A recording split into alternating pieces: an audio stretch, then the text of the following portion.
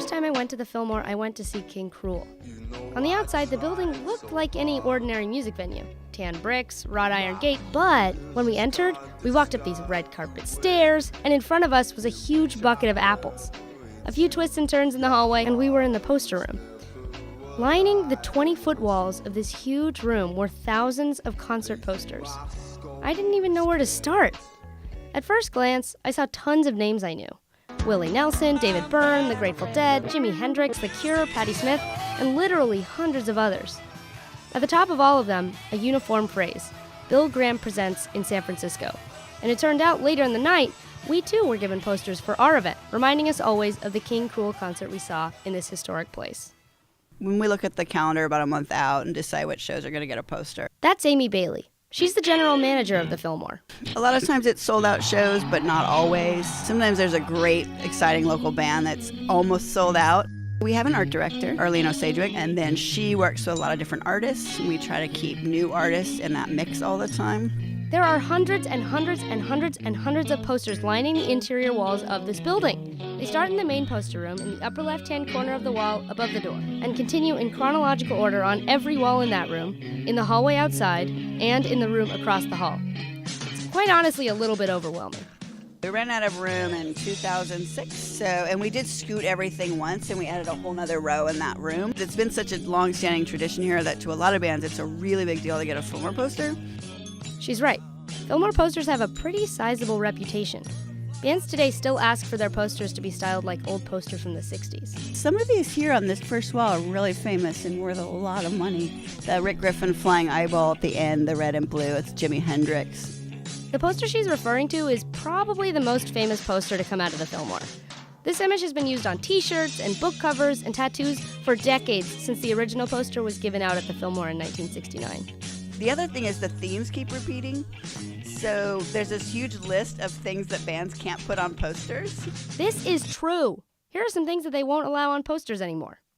Typewriters, deer, bird cages, coffee cups, record players, hot rods. The list is surprisingly extensive. As we get farther and farther away from people understanding where things came from, so many bands are producing their own Fillmore-style poster now to sell at merchandising, not realizing the history of it. Sometimes they don't realize the origin of it and what an honor it is to have one. The Fillmore is a staple of San Francisco's culture and history. Although it has been the home to hundreds of different types of music since its founding in 1912, it gained a significant reputation while in the possession of one man in particular. Bill Graham came in here in the mid-'60s to do a benefit for the San Francisco Mime Troupe. After purchasing the venue, Bill Graham hosted his first live concert with a performance by Jefferson Airplane and Jimi Hendrix. As a gift, Bill Graham presented the bands with a poster designed specifically for that show and gave copies of the poster to the fans for free. This ceremony became a tradition at the Fillmore, one that has been going on for decades since then. There have been 1,574 posters handed out at the Fillmore. People literally walk in and tell the greeter, "It's so good to be home." There is something tangibly different about the Fillmore. Something about the energy makes you feel like you walked into someone's church. A musician the other day told me it's like your favorite acoustic guitar. Like you can't replicate that feeling or sound anywhere else. This was no accident. Bill Graham was a successful entrepreneur, but he wasn't just interested in money. He believed in giving people a unique experience separate from just the music, and one that made people feel like they were at home. One example of this that's still around today is the bucket of apples that sits at the top of the stairs. In the mid-'60s, it was a big deal to feed people. The shows went all night a lot of times, so meals were very cheap or free, and it wasn't just apples in the beginning. It was all different kinds of food, but the apples kind of stuck as the symbol of that. But the apple also is a symbol close to Bill Graham because in his early youth was a survivor of the Holocaust and then came to this country as part of an orphanage program after the Holocaust. When he was in an orphanage, it was adjacent to an apple field, and the kids weren't fed very much, and so they would hop over the fence and eat apples. It's kind of the history is kind of a combination of those two things, and so the apple just kind of stayed as our symbol. Bill Graham once said, "I was always looking for ways to make the place more Heimish."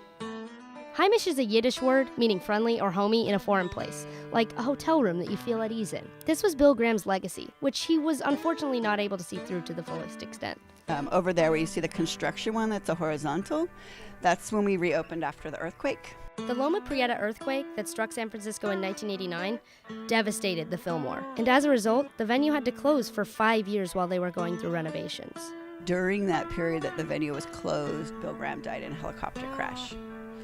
And so, in honor of him, his staff got together and reopened the building.